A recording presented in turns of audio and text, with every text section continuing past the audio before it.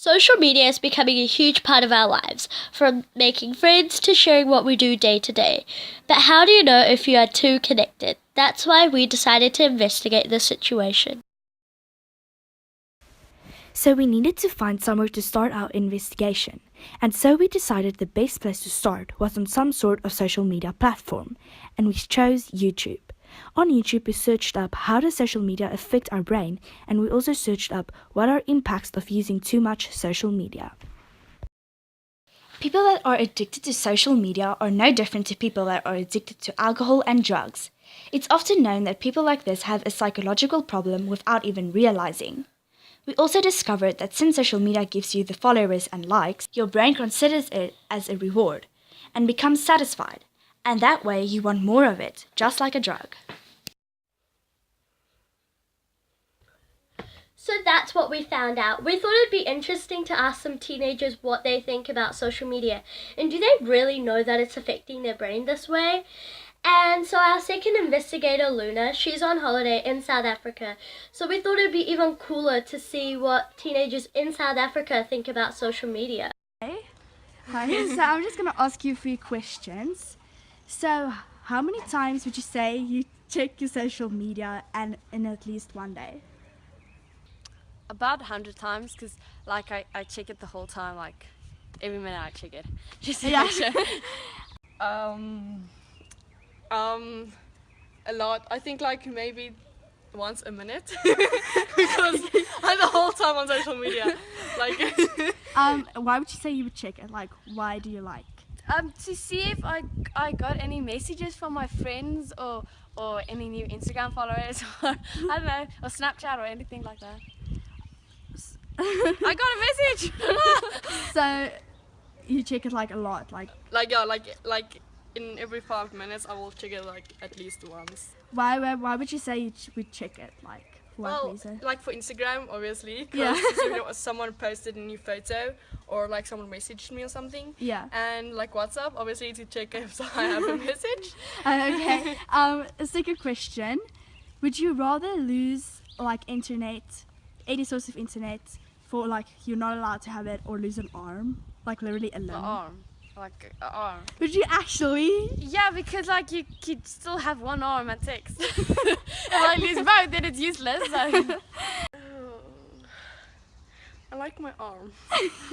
But, no, I would probably use the internet then. And my last question: if I would tell you that social media is really bad and like it affects your brain, would you listen to me and like No. and not use it, or still use it? No, it's our next generation. I would obviously still use You just it. like ignore it. Yeah, I will ignore Yeah. it. Okay. And for last question, if I tell you now that social media is actually really bad for you and it affects your brain, would you still use it? Yeah, I know it's bad when my mom says it all the time, so I still use it because who don't?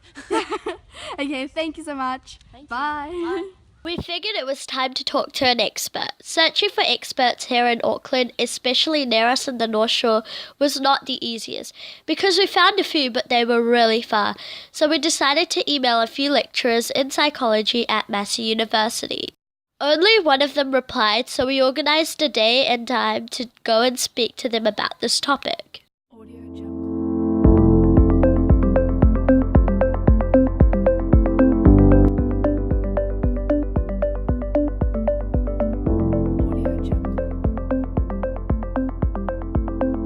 Hi, thank you so much for having us. Oh, it's my pleasure. It's good to talk to you.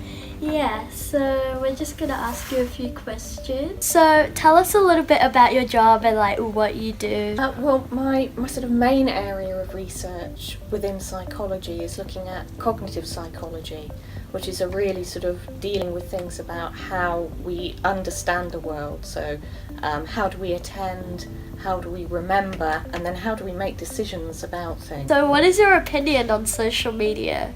Well, social media is just a fascinating topic to anyone who has an interest in psychology, because of course it's dealing with something that is social, so it's all about people.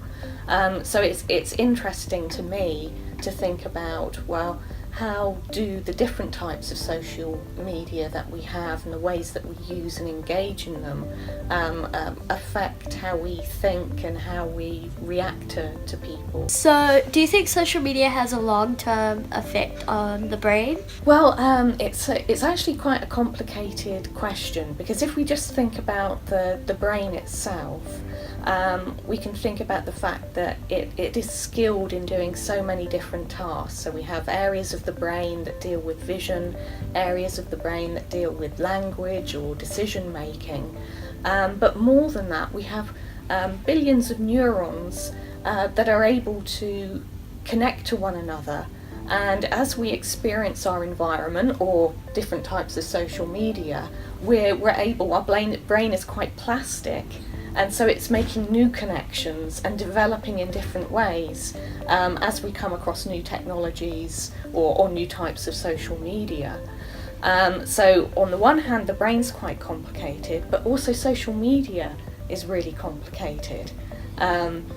Where we used to sort of either communicate face to face or by telephone or we write a letter, now social media actually kind of combines a lot of different things and has even introduced new things. So if you think about previously, if we simply wrote a letter to each other and I responded to something that you'd written to me and my words were, "That's clever." If you're just reading those words, you don't know what the tone of my voice or my thinking is. So "that's clever" could actually be, "That's clever," or it could have been, "Oh, that's clever." And those two things mean completely different things. Do you think children at a young age should use social media?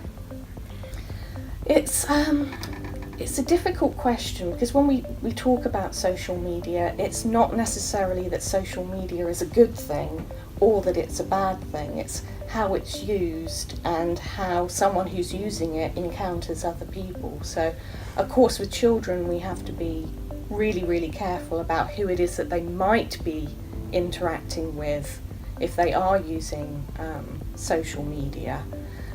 So it's one of those things where a parent or a teacher needs to be fully aware, and it needs to be completely out in the open what the child is doing. But I think it can be a good thing for them to at least get some experience. But how much time they spend on it probably needs to be monitored, especially for very, very young children, and probably good to keep screens out of the bedroom and that kind of thing. But I think a very gentle introduction, even if it's just the child being able to perhaps post on the parent's page, so the parent has full control and knows that there's nobody nasty on the person's social media account, and that way a child can get a bit of experience, but making sure it's all safe. Do you think social media has a negative impact? I think, so sometimes you can see when newspapers or television programs talk about social media, you get people kind of complaining that all of us are spending all our time on our mobile phone and we're not actually talking to one another face to face. And sometimes I think about my own behaviour, and I sometimes think that perhaps things are exaggerated. So I use my mobile phone a lot at home, but I use it for reading newspapers, for reading magazines, for playing music, for checking my emails, and various other things. So before mobile phones were so smart, I would have done the same activities. It just would have been that there would have been a newspaper here and a magazine and so on. So it's not necessarily the case that behaviour has completely changed. It's just that it's all being done through the one device.